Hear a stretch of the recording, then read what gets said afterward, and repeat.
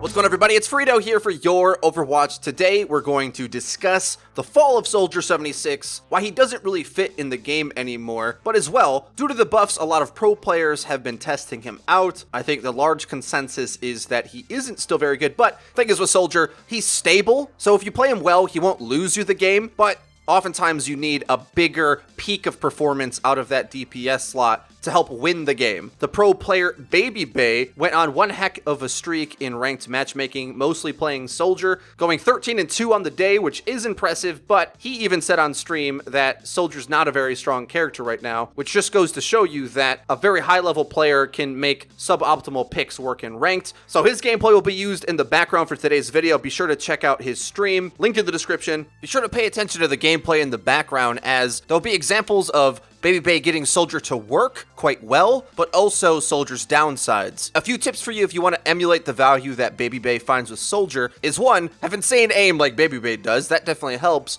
but also notice how greedy he often plays is something we say of a lot of high-level players, but Soldier's value will quickly look diminished if you play too defensive and have to shoot at shields all day, which in general, as I've explained in dribs and drabs over the course of the recent videos on the meta, but if you get stuck shooting at shields, you're probably just going to lose. Babybay gets the most value when he gets a aggressive angle to shoot the back line, but especially when he gets full-on pickoffs. So in order to get value out of him that way, Babybay presses Soldier into dangerous spots, milks them for as much damage as he can, but hopefully uses Soldier's sprint to avoid contact with insta-kills that are lurking around every corner. But when watching this, you'll have to keep in mind what a player of Babybay's caliber could have done on a different pick as well. Sometimes it's hard to differentiate that when you're reviewing a character. Is the performance coming more so out of Babybay the player or the Soldier pick itself? That'll be for you to decide. I just think Babybay's sick, and when you're really good, you can break rules. Otherwise, let's get into discussing what's wrong with Soldier 76. Well, let's think back to Overwatch metas of old. Soldier used to be an insane pick. And there was a period where he was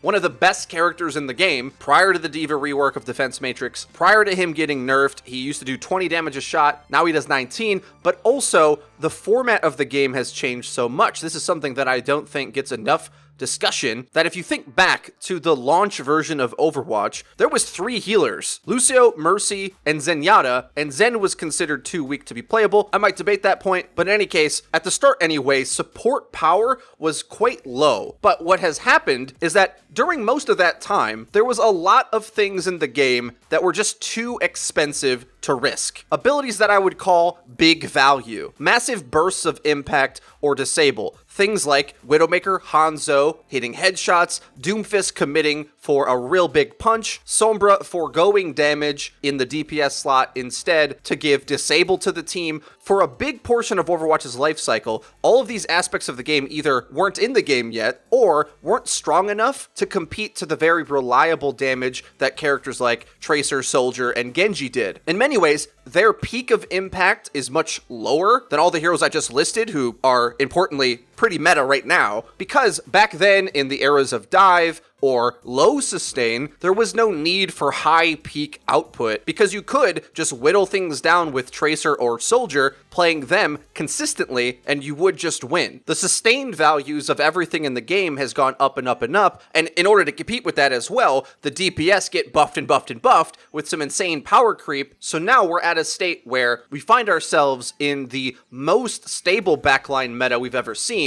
with Ana, Brigitte, and or Lucio, some combination of the 3, that you really can't dive backlines in this meta. Not very well anyway. If you do get away with it and get a kill, that's a huge play. But generally, you can't be doing it non-stop like you did back in the dive meta era, because stable defense, or let's say control-esque play, is so much stronger. And that's why I call this a control meta, because instead of the very reliable and straightforward ways of playing the game being supreme, I mean, back then, picking Widowmaker was just way too much of a risk. Double Sniper? No way! Why would we risk going for these massive headshots when we could just whittle things down and kill them easily with very reliable damage? Well, now, that reliable damage is almost meaningless, and you have to go for higher risk, bigger value plays like punches, hacks, and headshots. So in many ways, the Soldier buffs that he's received recently are probably the biggest placebo buffs I've ever seen. I've seen a lot of people say that the new Soldier's really good, and in a few matchups, I think that's definitely true. If he's shooting at Pharah, for sure, he's one of the few characters that I think can reliably pepper down Ana at range. She's got that really slender but hunched over hitbox that's hard to hit. Soldier with the tighter spread for longer can pepper her down from range a little bit more reliably if you're really good at the game, I guess. But the problem is, outside of these few key matchups, most of Soldier's existence is spent trying to poke, but then getting instantly deleted by things. I tweeted out explaining this conundrum for Soldier, and Zachary, who's a player for Team USA and the insane NA contenders team Fusion University, responded in saying, "You go Soldier, I go Hanzo and win." Because here's the problem with Soldier. What are his best tools? Reliable hit scan damage that is quite low in comparison to most other things, but you can aim it easier, but he can sprint to reposition and escape, and sustain with health pack. Here's the problem. Compared to a character like Hanzo, especially in the 1v1 matchup, but even with that aside, just in comparison as heroes, Hanzo has basically all the same maneuverability that Soldier does, though he can't self-heal. He has a much higher peak in damage performance, which, as I've been trying to explain, is the type of thing you need in the meta we're in. Whether it's more damage to shield, higher pick-off potential,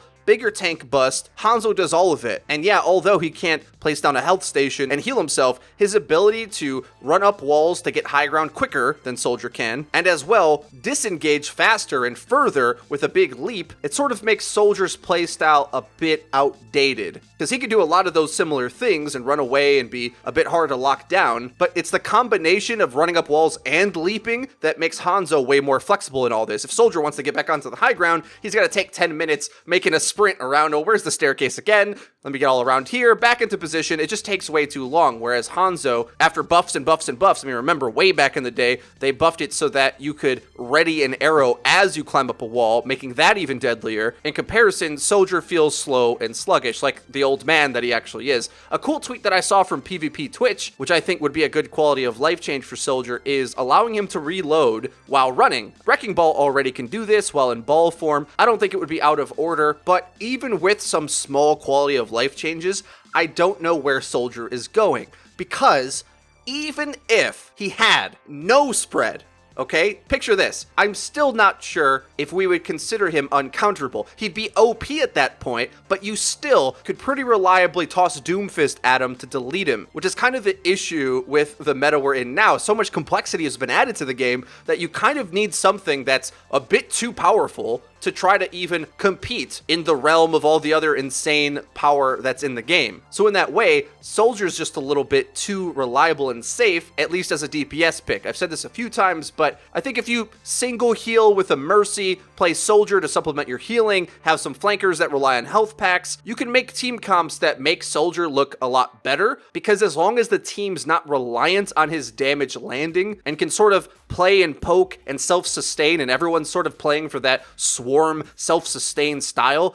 then Soldier starts to look pretty good. But in a standard structured 2-2-2 matchup mirror, his damage just starts to fall short in comparison to the snipers and Doomfists of the world, who get instant high peak impact even if it's less reliable. The reliability just doesn't really matter right now, especially due to another issue that sort of goes hand in hand with this. As I said earlier, when healing was weaker, Soldier looks better, but when healing's stronger, when we have Ana or Brigitte, who, although her healing values are low, as a support, she blocks line of sight with a shield, and then has a big healing pack burst, and there's a burst heal with a nade. Combine the two for even more burst on a tank. Even nano boost gives a burst of healing, which is interesting because I think a lot of people don't realize armor pack is like a mini version of that nano boost ability that's on an ultimate. So there's a lot of things that instantly save someone from death, which is really bad if you're a sustained damage type character, because they thrive on reliably poking things down and then focus firing to finish it. Because back in the day, when healing was much more linear and didn't spike in value with nades and armor packs and the like, once something's low, you could just decide to focus it and you would have way more damage than healers could ever hope to bail you out of. Whereas now, how many times are you trying to shoot a Rhine and he starts to get low and then he just gets naded and nanoed, and all of a sudden he's full again with his armor health back, with resistance from the nano boost, meaning that all of the cooldowns and resources you dumped into trying to kill him got effectively countered, and now he's fighting from a position of strength. It's that turn back play which I think is cool. That's what makes it kind of a controlled meta, because Overwatch is more complicated than it was before. It's not as simple as just get an angle, whittle the thing down, have a health advantage, press W. It's more involved than that. You can't just press W most of the time. You have to bait out cooldowns, set up for combos, because if you play the game without considering these things, they're going to swing the fights back by getting value out of cooldowns, requiring you to get bigger value out of cooldowns or your damage sources hitting skill shots. So all things considered, I don't know if there'll ever be a buff they could give Soldier to make him a focal point of the meta ever again, bar just making him overpowered, because the way he approaches the game doesn't really fit in what's required of a damage character moving forward, in my opinion at least. Other things they maybe could consider is a short burst of sprint boost at the start on a cooldown, so you could always sprint normally, but let's say every 10 seconds or so, you really could get the jets on and have a few seconds of super sprint, which might sound cheesy and aggravating and annoying, and I'm sure it's all those things, but it's the type of power that I think characters need to compete with all the other things that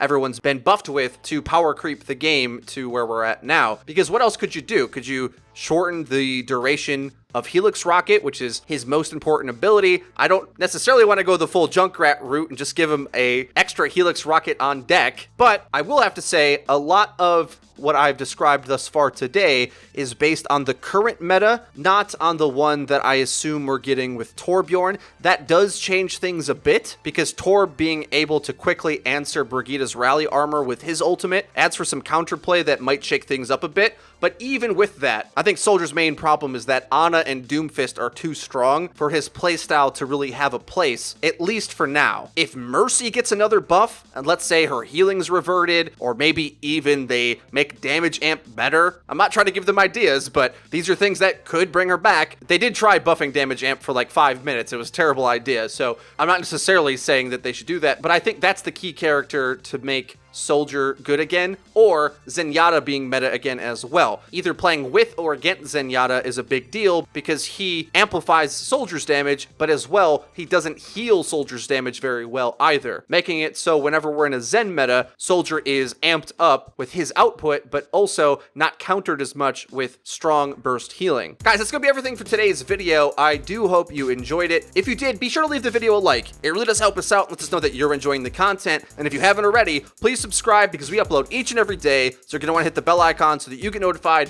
when our videos go live. Link to the description is our Twitter, where we tweet out news, updates, and dank memes. That's been it for me. I've been Frito. For your Overwatch, I'll see you guys next time.